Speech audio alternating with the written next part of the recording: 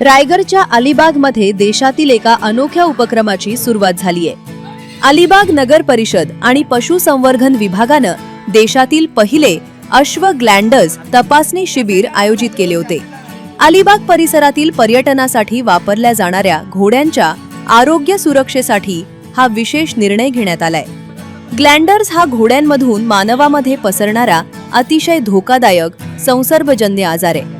यामुळे तज्ञ डॉक्टरांकडून घोड्यांचे रक्ताचे नमुने घेऊन ते हरियाणाच्या हिसार प्रयोगशाळेत तपासणीसाठी पाठवण्यात आले आहेत। रायगड जिल्ह्यात एकूण 1283 घोडे असून त्यापैकी 380 घोडे एकट्या अलिबाग परिसरात कार्यरत आहेत। या शिबिराच्या समारोप प्रसंगी अश्व मालकांना एक विशेष भेट देण्यात आली। घोड्यांच्या आरोग्याची संपूर्ण माहिती असणारी 20 अंकी कोडयुक्त अश्व आरोग्य पत्रिका मालकांना वितरित करण्यात आली आहे। आता एका राज्यातून दुसऱ्या राज्यात घोड्यांची वाहतूक करण्यासाठी किंवा जत्रांमध्ये जाण्यासाठी ही पत्रिका आणि ग्लँडर चाचणीचा निगेटिव्ह रिपोर्ट बंधनकारक असणार आहे। या कार्यक्रमाला जिल्हा पशुसंवर्धन समितीचे सभापती वैकुंठ पाटील, उपायुक्त डॉक्टर सचिन देशपांडे आणि स्थानिक लोकप्रतिनिधी उपस्थित होते। पशुसंवर्धन विभाग व अलिबाग नगर परिषद यांच्या संयुक्त विद्यमाने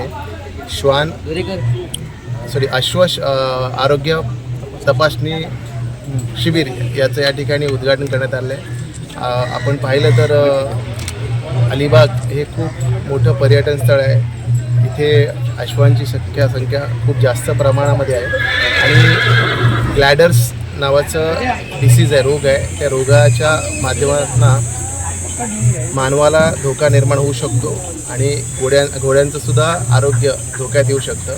म्हणूनच या ठिकाणी तपासणी शिबिराचं आयोजन केलेलं आहे। ही तपासणी शिबिर झाल्यानंतर घोड्यांच्या रक्ताचे नमुने जे आहेत ते नमुने हरियाणातील हिसार इथे पाठवले जाणार आहेत आणि तिथे समजणार आहे की नक्की यातले निरोगी घोडे किती, अश्व किती आणि ज्यांना काही जर आजार झाला असेल तर त्या ठिकाणी त्याचं ताबडतोब निवारण होईल। या ठिकाणी एक नवीन संकल्पना केंद्र सरकारने काढलेली आहे की युनिक आयडी, युनिव्हर्सल कोड म्हणून आज घोड्यांच्या मालकांना त्याचं वाटप करण्यात आलं आहे। त्याच्या माध्यमातून देशात, राज्यात हे प्रथमच अलिबाग नगर परिषदेमध्ये होते आणि त्याचप्रमाणे हा युनिक कोड हा सर्व ठिकाणी उपयोगी येणार आहे। एक प्रकारे घोड्यांचं RC बुक असं म्हटलं तर वावगं ठरणार नाही आणि त्याच्या माध्यमातून घोड्यांची तपासणी, इतर ज्या गोष्टी आहेत त्या पूर्णपणे याच्या माध्यमातून होणार आहे। निश्चितपणे हा अत्यंत सुंदर असा सुनियोजित कार्यक्रम या ठिकाणी अलिबाग नगर परिषदेने घेतल्यामुळे त्यांचं खऱ्या अर्थाने या ठिकाणी अभिनंदन करतो आणि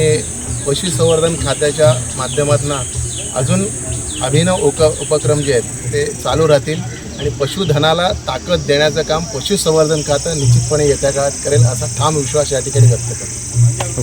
महाराजस्व अभियान राबवलं गेलं आणि उत्तम प्रतिसाद या शहरामध्ये त्या अभियानाला मिळाला आणि तात्काळ एका वेगळ्या शिबिराची या ठिकाणी आपण नियोजन केलं आणि तेही जिल्हा परिषदेच्या पशुवैद्यकीय आणि दुग्ध व्यवसाय खात्याकडून जिल्हा परिषदेच्या आणि नगरपालिकेच्या संयुक्त विद्यमानं हा कार्यक्रम होतोय।